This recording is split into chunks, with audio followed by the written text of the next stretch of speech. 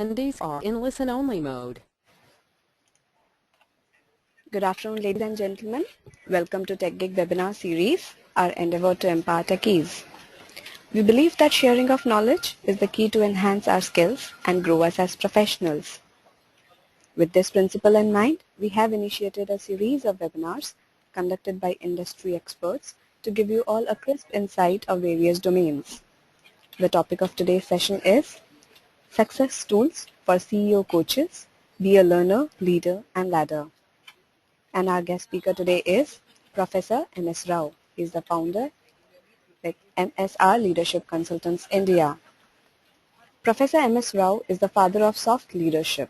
He is an international leadership guru and an internationally acclaimed leadership educator, executive coach, speaker, and consultant. He has 33 years of experience and the author of 28 books, including the award-winning 21 Success of Sutras for Leaders that has been selected as the top 10 leadership books of the year 2013 by San Diego University. His award-winning book Success Tools for CEOs Coaches, Be a Learner, Leader and Ladder has been nominated as a best book for 2013 by Small Business Trends, America. He has trained over 20,000 people so far. His vision is to build 1 million students as global leaders by 2030. He has been listed as one of the leading achievers around the world in Marcus Who's Who in the World in 2013.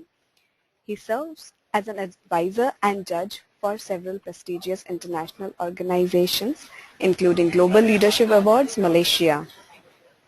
He is the first Indian to receive prestigious international award, International Coach of the Year 2013 from Comprehensive Coaching Inc. USA. He is the first Indian to share his leadership wisdom in a podcast interview with prestigious Dose of Leadership podcast, which is one of the top leadership podcasts in iTunes. He coined an innovative teaching tool that is Mika's Method Leadership Training Tool, 11E Leadership Grid, and new leadership learning tool, Soft Leadership Grid, based on his new leadership style, Soft Leadership, copyrighted with Jose Bass. It is drawing international attention and it can be applied for organizations to improve their bottom lines and countries to achieve peace and prosperity. His award-winning research paper, Soft Leadership, A New Direction to Leadership, is amongst the most frequently downloaded in industrial and commercial training, Emerald, UK.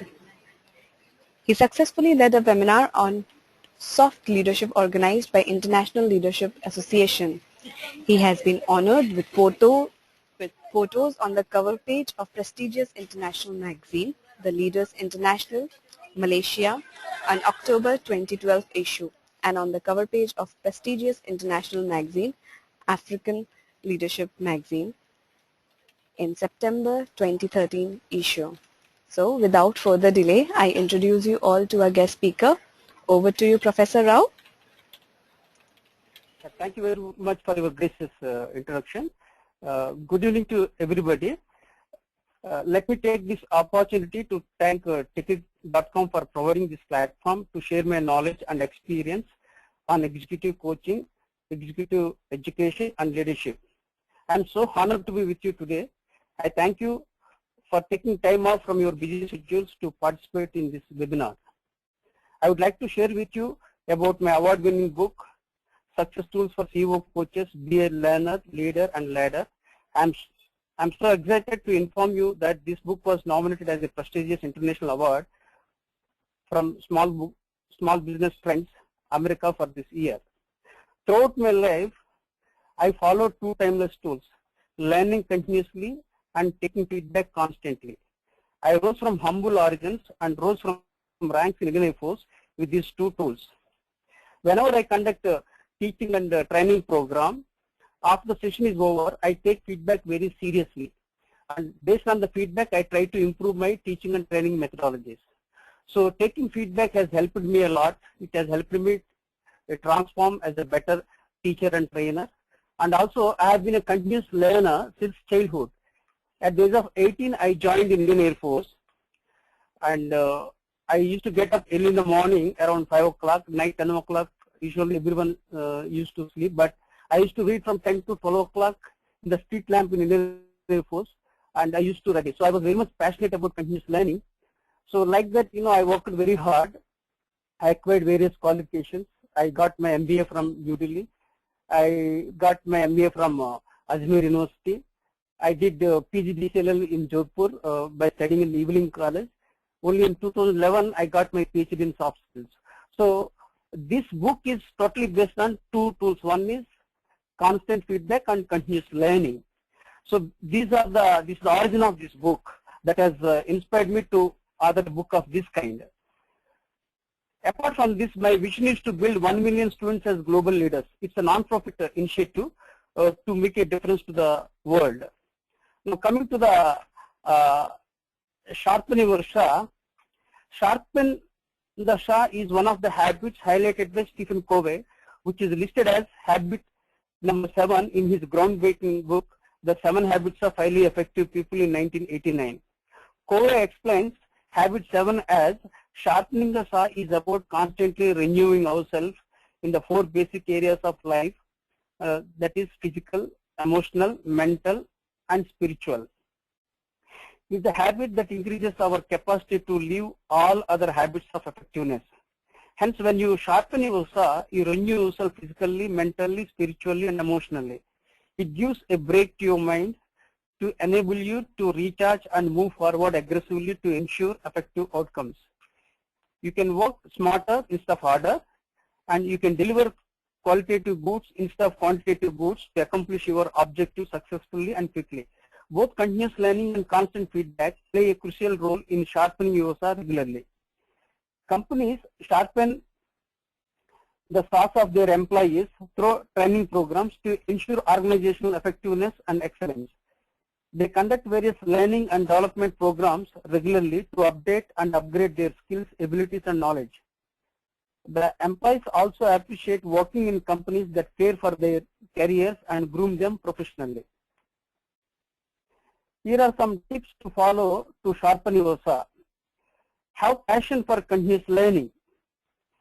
Acquire a new skill and learn a new language. Attend training programs and workshops to know the latest developments in your area of interest. Read and listen to audio programs regularly. Hit gym regularly to keep your body fit so that your mind will be active to absorb new things quickly. Above all, set your goals and work to accomplish them. There are a number of leaders who are learners. There are some leaders who walked their talk and became true leaders. There are a few leaders who became ladders for others. However, there are the rarest breed of leaders who are a blend of learning, leading, and laying ladders for others. Mahatma Gandhi was the rarest leader who learned continuously, led by example, and served as a ladder for others throughout his life.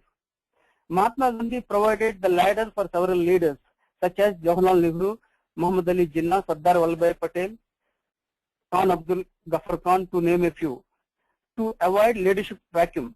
Most of the charismatic leaders make a major mistake of tooting their own horns, thus not grooming others as leaders. But Mahatma Gandhi was the rarest charismatic leader who was a continuous learner, leader, and laid a ladder for several leaders to grow as leaders. There are many leaders who are influenced by Mahatma Gandhi, namely Martin Luther King Jr., Khan Abdul Ghaffar Khan, James Lawson, Lech Walesa, Steve Biko, Nelson Mandela, Desmond Tutu, Dalai Lama, Barack Obama, and Aung San Suu Kyi. Martin Luther King Jr. went to the extent of saying, Christ gave us the goals and Mahatma Gandhi gave the tactics. There is often a debate whether knowledge is superior or wealth is superior. So let us look into it now. Knowledge gets distributed while wealth gets accumulated. Knowledge has many friends while wealth has many foes. Knowledge grows when shared while money decreases when distributed. You protect wealth while knowledge protects you. Hence, knowledge is superior to wealth. To go further, knowledge is wealth and in fact more than wealth. Knowledge makes the world move. We have so many creations because of knowledge. It's always knowledge that precedes money. You can acquire tons of wealth through your knowledge. People may respect you externally by looking at your material possessions in the first impression. However, it is your inner wealth of knowledge that gets more attention ultimately. You can make money out of your knowledge, but not knowledge out of money. To make money, you need knowledge, and to retain your money, you need knowledge. Hence, knowledge is superior to wealth. Knowledge is intangible and invaluable, while money is mostly tangible and valuable. Knowledge commands true respect, while money commands artificial respect. Money gives you temporary fame, while knowledge gives you permanent fame even after death. Above all, money comes and goes, while knowledge remains with you forever. Therefore, knowledge is superior to money. For instance, when people who have knowledge and meet people who have money, the people with knowledge gets money and the people with money gain knowledge. But the people with knowledge still keep their knowledge with them intact and walk away richer with money. It indicates the importance of knowledge over money. There are entrepreneurs who lost their money, but their knowledge brought them back on track and ensured their ultimate business success. For instance, renowned entrepreneurs such as Richard Branson and Donald Trump staged a smart comeback even though they had financial setbacks for some time. Most of their friends gave up after their bankruptcy, but these entrepreneurs learned lessons and through their knowledge they regained their lost ground. There are 12 mistakes to avoid to achieve quick success in your life. Let us look at them now. You must find your passion first and then follow your dreams to achieve success. There are many people who don't know their passions but keep slogging hard throughout their lives like blind person searching for balls. This is the first mistake people make.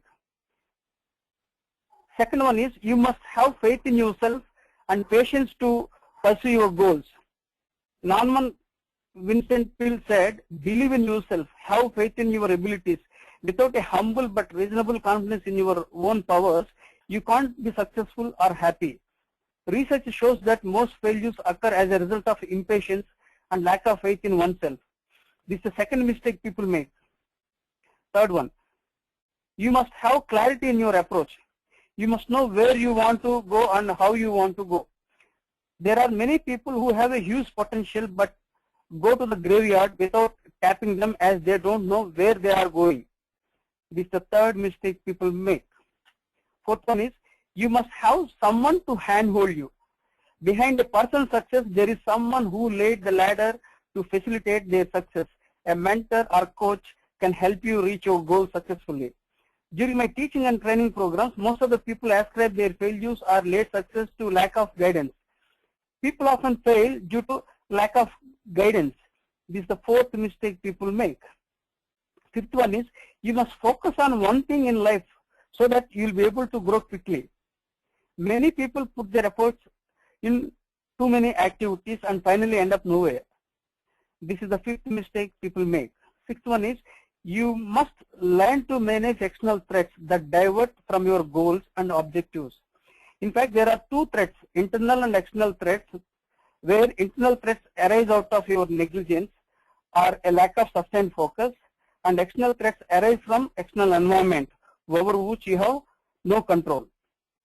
Most people blame external circumstances for their failures, and they fail when they don't anticipate and manage external threats.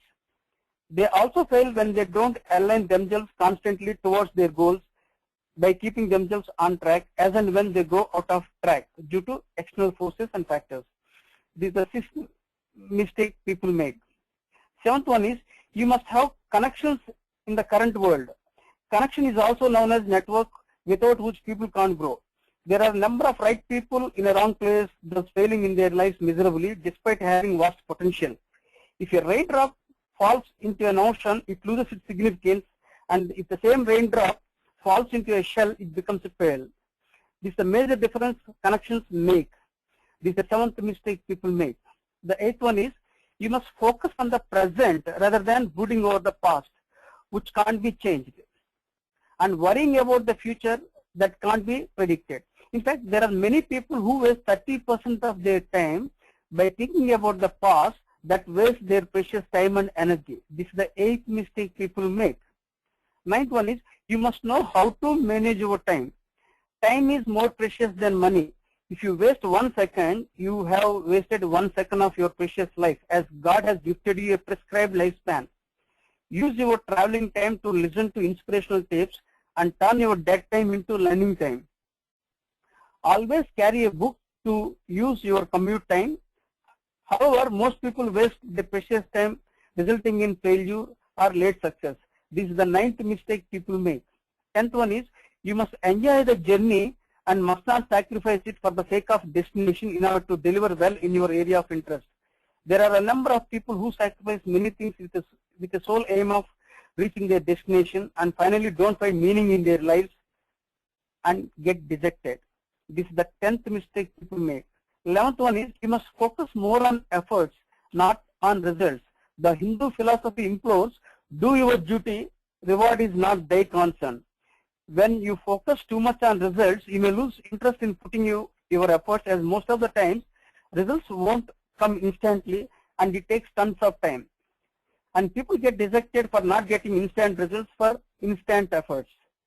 This is the 11th mistake people make. 12th one is you must learn to reinvent as per the changing times and technologies. Currently, there is all-round complexity and uncertainty across the world with the rapid changes in technology. There are people who achieved success but failed to sustain as they didn't reinvent as per the needs of the time. They took their success for granted. They didn't change their tools and techniques as they thought that what worked for them to reach their present position would work for them to reach their next higher position. They finally lost the position they reached, leave alone reaching the next higher position. This is the 12th mistake people make. Hence, friends, avoid making these 12 mistakes to achieve great career success in your life. Now I would discuss about building your professional brand. When we talk about professional brand, usually the clothes you wear are branded, the company you work is branded, and the car you use is branded. Everything is almost branded. Then why don't you brand yourself to get noticed to ensure quick professional growth? Just think. Your brand is all about a blend of your domain competence, professional achievements, knowledge, skills, and abilities that makes you stand out from others. In fact, your personal brand is your personal reputation. And if you brand well, you are likely to succeed faster in your career and life. When you want to climb the corporate ladder quickly, you must create a positive personal impact and brand yourself successfully. When we talk about show the location of the fish to others, the world is full of opportunities. You must have the ability to identify them. There is a plenty of water in the ocean. You must know how to utilize it effectively.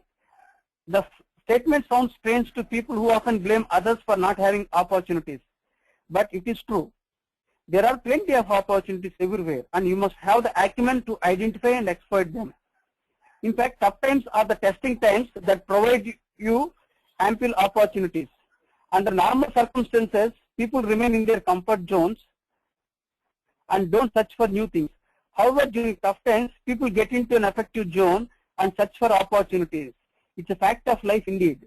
When you look at some of the famous companies currently, they were all started during the Great Depression.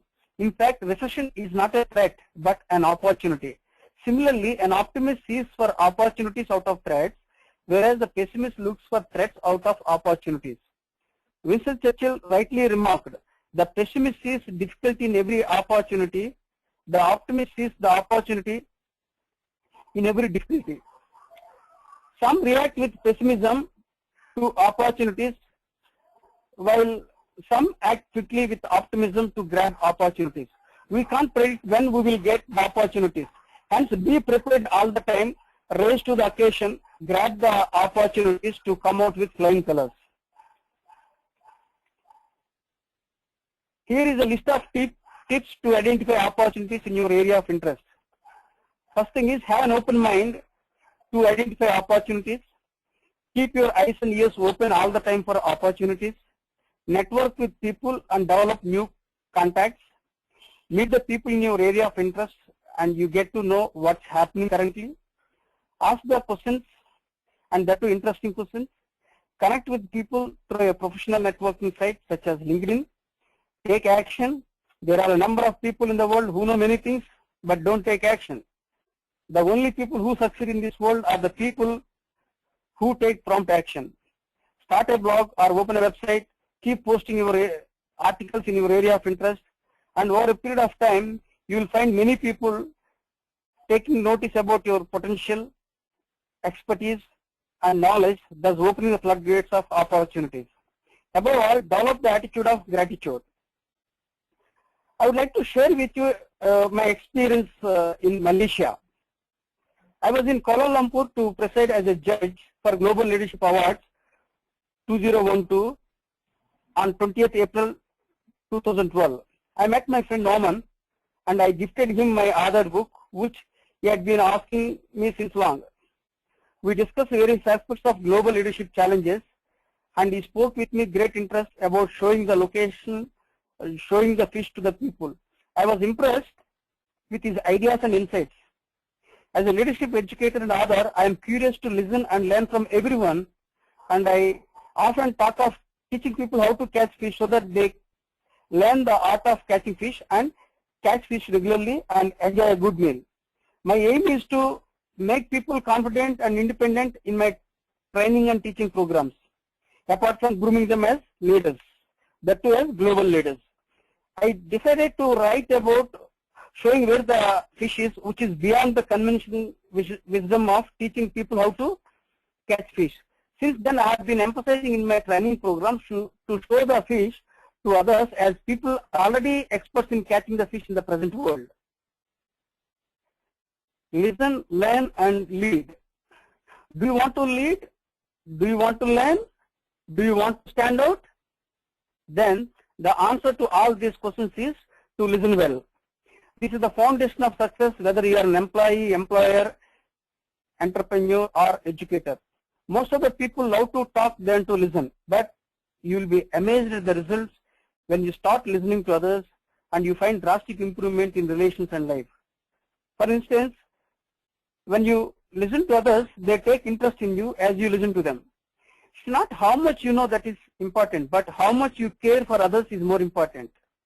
You can show your interest in others by listening to them carefully so that the other person starts liking you.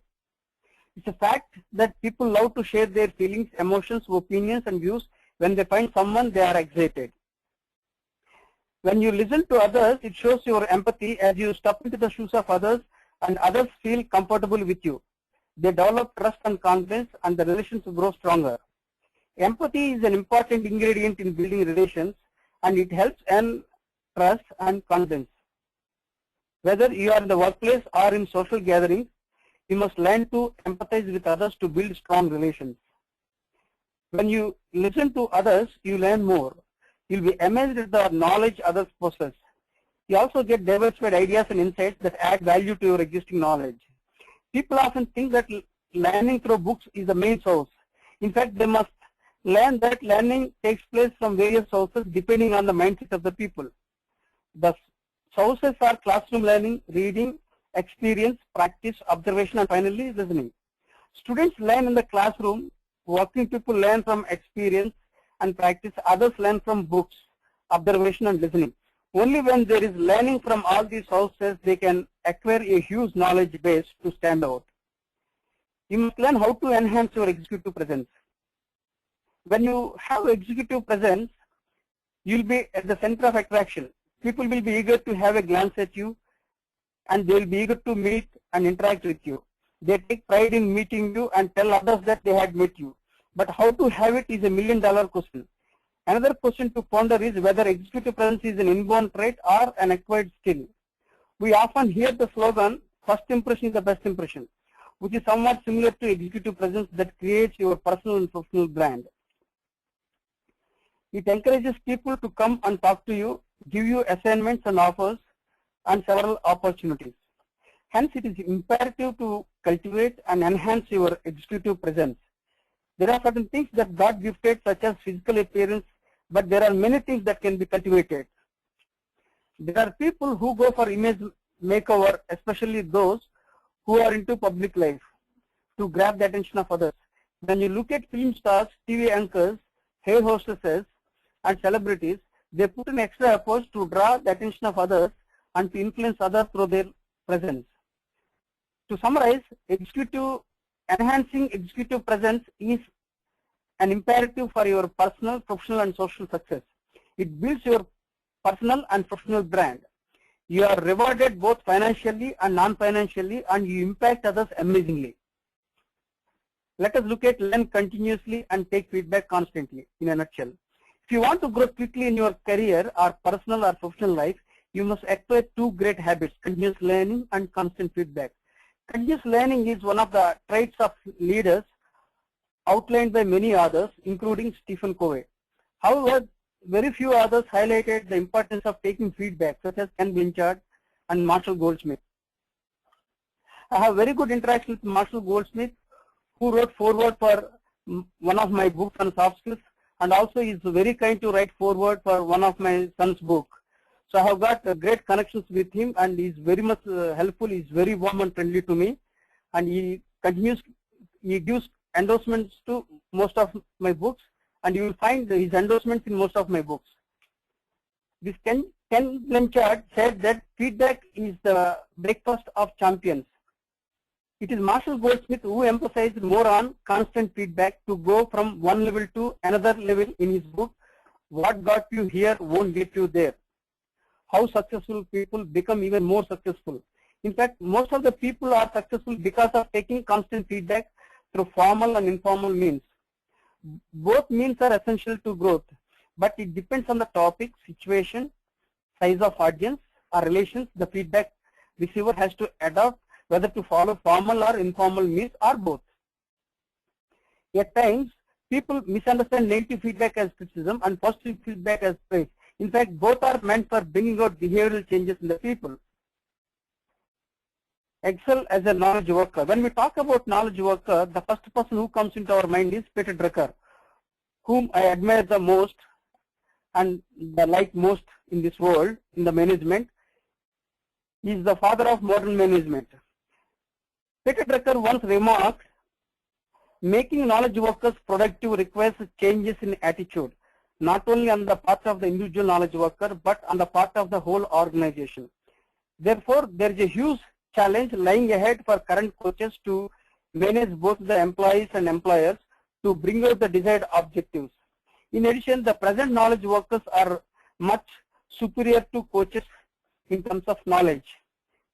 They are also well ahead of the times and coaches. Young knowledge workers are much superior to aged knowledge workers as they are quick in thinking and are exposed to technology. They shift companies and acquire knowledge from multiple domains, synthesize and create more knowledge. Therefore, these young knowledge workers, especially the Gen Y, is very smart. They are very brainy and very knowledgeable. Hats off to this Gen Y. Some of the young knowledge workers prefer to become employers rather than to remain as employees. Therefore, managing knowledge workers is a major challenge for them. However, passionate coaches enjoy coaching such knowledgeable coaches. Now, I will discuss how coaching ensures your career advancement. Nowadays, leaders are expected to grow their employees in career advancement. And to make that happen, they must learn coaching skills and wear their hats like coaches to win their trust, confidence, and goodwill, and also to deliver the goods as per the expectations of the employer. Coaching and career development are interlinked. Research shows that the supervisors who handhold their staff and provide regular coaching and feedback are highly appreciated and respected. They build strong teams and deliver amazing goods. Coaching is one of the best ways to ensure career development of employees. In addition, employees prefer career advancement to pay package. When you emphasize on money, it shows your short-term goal. When you emphasize on career advancement, it indicates your long-term goal. There is a difference between pay package and career advancement, and between short-term and long-term goals. In fact, you must emphasize on both, as money is needed for your sustenance and to enjoy comforts, while growth is needed for your inner satisfaction and accomplishment. After working for some period, people lose interest in pay package and focus more on career advancement. In addition, when people focus on career advancement, it builds skills, abilities and knowledge constantly, thus enhancing their market value and eventually their pay package.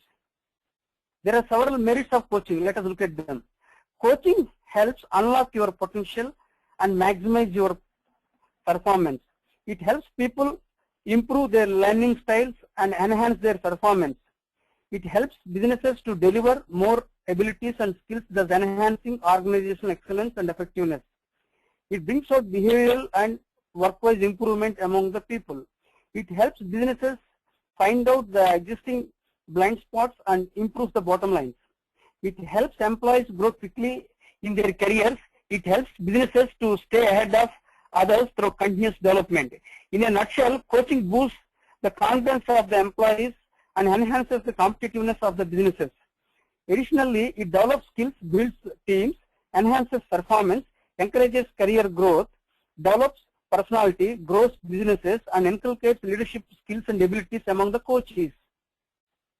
It breaks inertia among the people as coaches find out the ways and means to break this. Inertia often prevents people from breaking some of their old habits and coming out of their comfort zones. Above all, it improves the way you think and helps you perform well. Are coaches leaders? There is no doubt in that. Coaches are the leaders. Coaches are leaders as they handhold and groom others. According to the Harvard Professional Group, the relation between an employee and their direct manager is the #1 indicator of job satisfaction. And employees prefer working with coaches rather than bosses. Nowadays, employees prefer working for a lower salary but for better career prospects so that they can grow quickly in their careers. The days of employees working merely for salary are gone. The Gen Y has a lot of fire in their bellies and want to work under leaders who are coaches and who can handhold and guide them. Realizing the changing needs of the employees and especially Gen Y, the leaders and superiors must reinvent themselves and wear their hats as coaches. The employees expect their supervisors to be coaches who can handhold and guide them in their careers. The leaders help their employees earn respect and goodwill apart from achieving the organizational objectives successfully. They earn the trust of their employees and ensure their longevity and also retain the talented employees.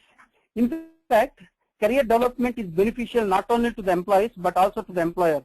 It is a win-win situation for employees and employers as the employees acquire skills regularly and deliver goods well to the employers, and employers who in turn meet the expectations of the clients and customers. Your role as a leader, let us look at it. As a supervisor or leader, you must encourage your employees to avail the learning opportunities provided by the organization from time to time. You must encourage them to update their skills, abilities, and knowledge constantly. You must not only give them fish but help them locate the fish so that they can thank you forever. You must delegate certain routine tasks to your employees so that they develop higher skills. Also empower them to make decisions and do things by themselves. You must also allow them to take risk and handhold if they fail and fall. The present world needs a unique mindset of coaching leaders who can serve as both leaders and ladders to make both employees and employers happy. You have to learn one thing, that you have to view feedback as a leadership development tool. Let us look at it in the next 2 slides.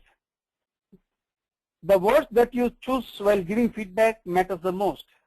Hence, choose the right words that are polite and polished to bring out the needed improvement among the people.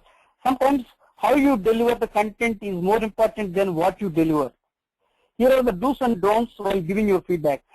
Every leader, every manager must adopt these tools and techniques to become a very responsible and accountable leader and to be in the good books of their subordinates. The first one is establish your authority, credibility, and trust before you deliver feedback. Be clear why you are delivering the feedback. Keep your emotions away. Make it two-way communication. Don't give feedback when you are angry. Avoid perception. Remove your lens and look at people on a clean slate. Make your feedback objective and specific. Stick to the current issue and don't mix it up with other issues. Use neutral and polished language. Look at the issue, not the individual. Focus on what is right or wrong, not who is right and who is wrong. Be non-judgmental. Go by potential and performance. Avoid playing favorites. Keep your feedback confidential. Let us look at bridging the leadership deficit. There are global companies that took great initiative in grooming leaders through leadership development programs such as General Electric, GE, Procter & Gamble, American Express, Colgate, PepsiCo, Sherwin-Williams, Textron, Southwest Airlines, 3M, and Jeffers, to name a few. P&G runs a leadership development program titled Inspirational Leadership, and American Express runs a program called Leadership Inspiring Employee Engagement. Likewise, a few prestigious international companies have coined different names to their leadership development programs and rolled out, keeping their vision and mission in view. They develop their employees regularly through LDPs, improved their bottom lines, and excelled as employee-friendly companies. They have kept the leadership pipeline unclogged to ensure a smooth supply of leaders to enhance organizational excellence and effectiveness. For instance, Jack Welch, the former CEO and chairman of GE, is an amazing example of a leader who built leaders around himself. He was a brilliant coach and mentor to the leaders who reported to him and contributed greatly to their development and the success of their business units and functions. He made his success plan clear by grooming Jeff Immelt for the top slot. Similarly, Steve Jobs prepared Timothy Cook for the top slot for Apple when he was nearing death due to cancer. Be a learner, leader, and leader. Under this, we need to talk things like leadership is the process of setting the house in order constantly by managing the internal and external environment. Managing the external environment is more challenging than the internal one, as the internal environment can be predicted and managed, while the external environment cannot be predicted and managed. Most of the people find it easy to handle the internal environment and tough to handle the external environment and give up at the end. That's the reason why only a few succeed as leaders. In this also, there are some leaders who can handle the external environment and manage for time being and survive as leaders for some time. However, when the going gets tough, it's the tough leaders who persevere and keep aligning both internal and external activities by managing challenges arising out of external environment and accomplish the desired objectives. Such leaders excel as great leaders, while the leaders who steer the ship sailing smoothly when there is no storm remain as ordinary leaders. Additionally, good leaders become great leaders when they emphasize on people development and groom leaders as their successors in their lifetimes. Both leaders and leadership is valuable because first is the people, second is the process. Good leaders have the knack of turning a block of marble into the breathtaking, beautiful paita with their passion, potential, and performance. They can turn shapeless organizations into exceptional ones through their vision, mission, and effective execution. There are several organizational challenges of which lack of enough leadership talent ready in the pipeline to encounter any kind of organizational eventuality and to keep their leadership pipeline remain unclogged are the major ones. First of all, some companies don't find time to train their employees with leadership development courses as they are busy with their routine organizational challenges. Secondly, there is a dearth of passionate trainers who can design leadership curriculum and deliver leadership content. And thirdly, there is a lack of strong will from the top management. Leadership development programs are only conducted when they encounter organizational challenges. Let us look at 6-step process to build leaders. Individually, the leaders must adopt the 6-step process to build leaders around themselves. I will discuss about these 6 steps now. Step 1 is find people with a great attitude. It's the attitude that determines their altitude. When you are surrounded by people with a positive and great attitude, it is easy to build leaders around you. Second step is look at their potential. Find people who possess potential. Most of the people have hidden potential, and a few people discover and channel it effectively. If you find people who have discovered their potential and channeled it effectively, you can start grooming them as leaders. Look at their performance. Find out their performance from time to time and assess whether they show interest to take risks and grow regularly. Also, check whether they are taking responsibility in their duties. If you are persuaded that they take responsibility and risk, they are the leadership material to be considered for grooming. Fourth step is review their performance constantly. Some people may not be able to perform certain tasks well, while some people can perform other tasks well. Find out the reasons why they are not able to perform, remove the bottlenecks, align them towards goals, and give them another opportunity. If they improve their performance, you can groom them as leaders. At the same time, some people might appear to be good performers initially but lose their enthusiasm finally. What is expected from potential leadership candidates is consistent performance. Now coming to the fifth step is check their patience. It takes time to achieve the desired outcomes. Research shows that impatient people are likely to make more mistakes and regret later. Therefore, check whether they have the patience and are willing to wait for results. Step number 6 is check for their persistence. It is only the persistent people who succeed at the end in this world. Persistent people don't give up when encountered with obstacles. Remember, in contrast, they remove their obstacles and keep trying to achieve what they want. When you look at Edison and Colonel Sanders, it is obvious that their persistence paid off at the end. These are the 6 steps. Stephen Covey cautioned, if the ladder is not leaning against the right wall, every step we take just gets us to the wrong place faster. Let me repeat this quote, very great quote in this connection. Stephen Covey cautioned, if the ladder is not leaning against the right wall, every step we take just gets us to the wrong place faster.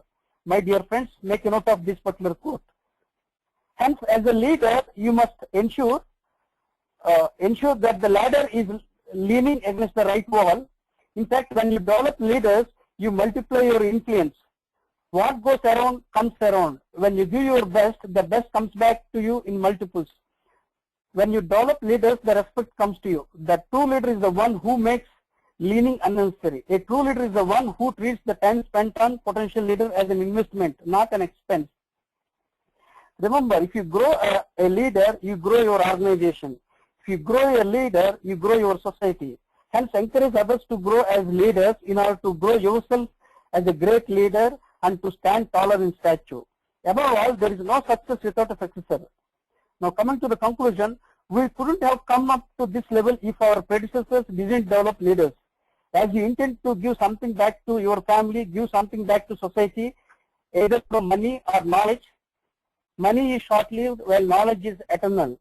Therefore, share your knowledge, build leaders around yourself to excel as a great leader to leave your legacy. Remember what William Penn remarked, I shall pass this way but once. Therefore, any good that I can do or any kindness that I can show, let me do it now, for I shall not pass this way again. The message out of this webinar is very clear. Excel as a learner, leader, and provide ladder to other leaders to make a difference to this world. When you just look at my resources, I have 3 blocks on leadership development. One is knowledge grows when shared. Another is where knowledge is wealth. The third one is Professor M.S. Born for the students. This title has been given to me by my students because I am passionate about students. I want to build 1 million students as global leaders. That is the lifetime vision I am having. Because of my passion towards students, they have given me the title as Professor M.S. Born for the students.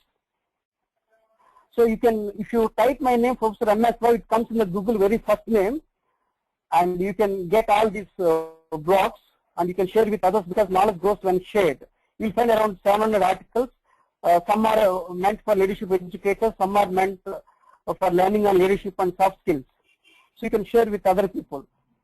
So you can post your feedback on my Facebook account. I'm having a Facebook page, you can like, and there is an option button to get notification. When you click that notification button, whatever the knowledge-oriented articles that I post will come to your inbox, and you can in turn share with others. In this way, 1 million students grooming may not be possible physically. So what I thought, I want to make use of social media, which is very aggressive. So social media like LinkedIn, Twitter, Facebook, Google+, all these accounts, I want to share my knowledge to the world. I'm follower of Swami Vivekananda. I read most of his books, and I have dedicated one of my books to Swami Vivekananda also. And I would appreciate your feedback, and you can also post any questions on career on my Facebook page directly. Now coming to the acknowledgements, James Stroke has written foreword for this book. He is specialist and a well-noted eminent management thinker in the world. He is specialist in writing books on American presidents. He is a very good friend of mine. Even he was invited by Rajiv Gandhi, who came to India and met. And he is very kind to write foreword for this book. And because of his support and because of the support from various international thinkers like Tony Alessandra, Dr. Nido Kubin, Dr. Jakari, Chris Widener, all these people, they have helped me. So now the book has been nominated for an international award by Small Business Trends. I'm sure it will win the award this year. So when currently it is nominated, when it goes for voting, you can vote for this book. You can read this book and vote for it. So you read this book to excel as a leader and CEO. You can give this book to your friends. They will be very happy. And during the training programs in the corporate, this book can be gifted. This is a wonderful book. You can read it and you can share knowledge. You become a good learner, become a good leader, and try to build leaders around yourself. Now I would take up a Q&A session. Questions and answers. Thanks for the insightful presentation, Professor Rao. Let's quickly take up the questions now. Yes. Please read out the questions and their answers so that all our users may listen to your insights. Are you able to see the questions? Yeah, I am able to see. The first question is, in the presentation you are referred to concentrate on efforts, not on results. And today's organization is working only on results, not on efforts. How do we manage this change in thinking? Yeah, it was asked by Nimesh Doshi. Yes, organizations are under a lot of pressure because the aspirations and the expectations of the clients and customers have gone up. So naturally the pressure falls on employers, and automatically that boils down to employees. So this is a major challenge everyone is confronting all over the world. But the fact is that, efforts you have to put in such a way that you get the outcomes. It's not that you put efforts blindly. In a sense, what I would like to say is that you have to put focused efforts in such a way that you get the results. But at the same time, every time you don't get results. And when you focus too much on results, what happens? You get deviated from efforts and you tend to make more mistakes. So that is the meaning I meant when I said about to focus on efforts, not on outcomes. I hope I have responded to this question. The second one is Sailesh Kumar Jha has posed a question. Sometimes it is difficult to actually find out where our interest lies. So how you suggest we can find out our passion? Yeah, it's a good question. Most of the Indians students, when I have come across, they have this challenge. Some people mature slowly, some people mature fast. But to handle this question, you can take one psychometric test, that is MBTI, which is very popular in the world. You take MBTI, Myers-Briggs test instrument. From that you will be able to find out which personality you are, because there are around 16 personality types are there. So against each personality, it will tell you, it will tell the celebrity who falls into it, and also it will tell the passions which are close to yourself. This is a psychometric tool you can adopt. Apart from this, you can make out by yourself. When you do a particular thing, you feel very happy, you get excited. When you do certain things, you are not all excited. This is what you are not interested in it. That's how you have to make out. So from this also you can make out based on common sense, and you can also make out based on MBTA, that is Myers-Briggs test instrument. What is the third question? Only 2 questions? No, yeah, some more questions are there. How a good manager can become a good leader? This question was raised by Nimesh Doshi. It's like, managers have a limited mindset, in the sense they think within the box. If he has to become a leader, he has to think outside the box. That's the first thing. Managers are like actors and leaders are like directors. Okay, and managers always think of what we have to do, but leaders think of why. So like this, there are certain variations between managers and leaders. When you can differentiate between a manager and leader, definitely you can appreciate the difference, and you can try to evolve yourself as a leader. Leader means basically you have to take a responsibility, you have to think outside the box, you have to lead from the front. You should not clamor for any power, you should not run behind for any fame. So likewise, there are certain things that that make a leader to stand out from others. I hope I have responded to this question. Next question is Rajendra K. The role given and the capability in the organization differs to grow to the next level. What we do it for this kind of situation? Yeah, sometimes let me repeat this question for others. The role given and the capability in the organization differs to grow to the next level. What we do it for this kind of situation? Yeah, sometimes companies assign you role and your capability will be different. That means there is a mismatch in the role assigned to you and your capability. So in that case, what happens? You don't like to work because you don't enjoy working. So that is a challenge, most of the employees face. So what you have to do is you have to tell to your superior that these are the capabilities I am having, these are the kind of roles I am expecting. Like that, you can convince your leaders and try to fix the problem. That is one thing. And second thing, if possible, try to align your capability as per the role. If you have that flexibility, sometimes there are people who have that flexibility, who have that capability to mold according to the situation. That is adaptability. So if you can readjust your capability as per the role, then also it will work out. That's the second solution I am giving you. Third solution is very clear that everybody knows. If the role and the capability are mismatching, it's better to look for some other organization where your capabilities will be matching the roles, and so that you can enjoy your professional life and also you can manage your work-life balance. I hope this answer is okay for Rajendra. Next question is, how to improve my focus on dominated by others? How to improve my focus on dominated by others? This question by Sacharaj, or Sacharaj, right? See, the thing is, the problem with people right now in India is lack of focus, and some people lack of right attitude and lack of commitment. These are the problems. If we Indians can overcome these challenges like staying focused, having right attitude and very good commitment, India will become a superpower in the world.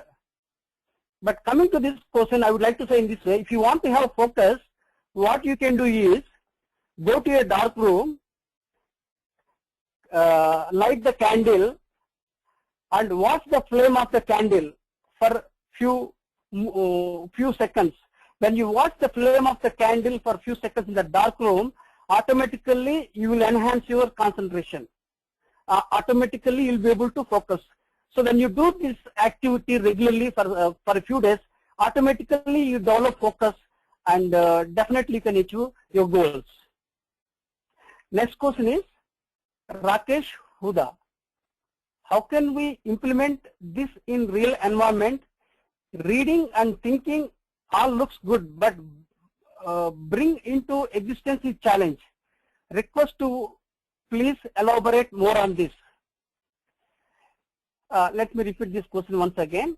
How can we implement this in real environment? Reading and thinking all looks good, but bring into existence is the challenge. Request to please elaborate this one. Yeah, it's a challenge. Definitely reading and thinking all these things and implementing. But you need to have a mindset of reading good books and developing good thinking and walking your talk. So when you can do it over a period of time, you start developing the habit of implementing the things in the environment. There are many people, they read, they don't apply, there is no sense. So what is required is you have to read properly, understand properly and apply properly, then only you can get the results. Okay. The next question is, what are the common factors should have a leader? I have written a book titled 21 Success Sutras for Leaders, which was published by Pearson, that has been rated as one of the top 10 leadership books in the world by San Diego University in the year 2013. So that was ranked in the 7th position in the world. So in that book, I have mentioned the qualities which are required for leaders. The book title is very obvious, 21 Success Sutras for Leaders. That's the book title. If you Google it, you'll get the Amazon link, and which has been rated as the top 10 books in the world, which is read by prestigious CEOs in the world. I hope if you can read it, you can acquire leadership wisdom and you can become a good leader. And also I have written one more book, Common Factors means 11 E's to become a leader. That means 11 E's are required to become a successful leader. That's one more book I have written. Like E means, first E means example, second E means emotional intelligence, third E means eloquency. Likewise, various E's I have written. It concludes with last E, that is ethics. So 11 E's I have listed out. These are the 11 common factors that connect leaders. I have, this is known as the 11E grid I have created, and an interview on this was published by Emerald also. This also you will get it online and you can get it. Okay. The next one is how to move from a manager to a leader. I think this we have already discussed, how a leader can reinvent himself as a manager can reinvent himself as a leader. Oh, lot of questions. I am very happy that I am getting so many questions from audiences. Excellent. How can we implement in real environment? Okay, that's one. Next one is how I can able to maintain manage power if my attention changes. The question is not clear. How can I manage power if my attention changes? The question is not clear. How to improve my knowledge in office? This was the question raised by Shiva Jadhav. Knowledge can be acquired by various means. You can read books, that's one thing. You can participate in training programs, that's one thing. You can do your work sincerely by trial and error method from your superiors. You can learn through that source also. You can learn. Then you can also acquire knowledge by observation, experience, reading, by sharing knowledge. So likewise, there are many ways to acquire knowledge. So in office, if you want to acquire knowledge, the best thing is to stay committed, stay focused on your work and keep doing it and keep acquiring knowledge. You may make certain mistakes, which is part of life, but learn lessons quickly and grow as a good leader. And you can learn from your superiors. If you are fortunate to have good superiors, good leaders, you can talk to them and learn from them. And also you must be having very good colleagues in the workplace, and you can talk to them, share your knowledge. So that's how you can grow your knowledge in the office. Due to time constraint, I request Professor Rao to take the unanswered questions offline, which I will share with you through email. There are one more question. If I can assign to you, please take this last question, and we would like to sum up the session after that. Yeah, what is that question? Ma'am, can you post it? Yes, I have sent it to you. Are you able to see it? Yes, I'm just seeing. 1 minute. Yeah, just 1 minute. I'm checking the screen here. What's the question? You can't read out, I think. Oh, okay. Yes, I can read it out. It's from Niaz M. And he's asking if I don't have a dominant. If you don't mind? Of course. If I don't have a dominant trend, am I not eligible to become a leader? Yeah, I have seen this by Niaz M. Right? Yeah, I got it right now. Thank you. Thanks. Okay, this will be the last question I will be handling. Okay, let me repeat this question once again. If I don't have a dominant trend, am I not eligible to become a leader? It's not in that way. All leaders are not strong in all areas. Every leader has some weaknesses. But one particular thing is not there means that's not a liability to become a leader. I don't agree with that. See, there are leaders, they are great speakers, but they can't do. But there are leaders who do, but they can't speak. Because they don't have that eloquency. That doesn't mean that they are not leaders, right? So if you look at Indira Gandhi, she was a great speaker, right? Then again, if you look at Sonia Gandhi, she's not a great speaker, but still she is a leader. So leadership is a blend of various qualities. It's not necessary that a dominant feature is missing and I may not excel as a leader. And everybody cannot have everything. Every person comes with some qualities, some skills and some talents. So it's not that, a dominant feature is missing, so I can't become a leader. So I think this has to be erased at all. I hope I have responded to this question raised by Niaz. Yeah, next, anything else? Yes, that is about it. If you would like to sum up the session for today, that would be great. Yeah, I would summarize.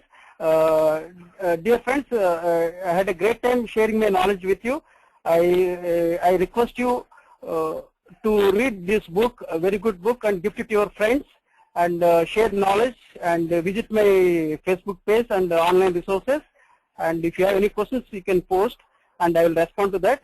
And I thank you one and all. Especially I thank TechGig.com for giving me this wonderful opportunity. And I also thank Aradhana Mazumdar for her kind heart and support in moderating the session so brilliantly. So hats up to her leadership skills. And I thank you one and all once again for attending this webinar. And have a nice evening. Thank you. Bye. And I am really thankful to our guest speaker, Professor Rao, for conducting this wonderful webinar today. It was indeed a great session. And I would also like to thank all our participants for their support in making this webinar a success. Yes, Professor Rao, you were saying something? Yeah, thank you very much, Aradhana. Really, you made the day very special today with your with your professionalism and very good attitude. Thank you very much. It's an honor to be with you today and with my audiences. Thank you very much. Yes. Bye-bye. So I would like to tell my audience the recording of the webinar will be available on TechGig.com by tomorrow. Thank you all for joining us today. Thank you, Professor Rao, for taking the time out and having us. Have a great evening ahead. Thank you very much. Bye. Thank you. Bye-bye. Bye-bye.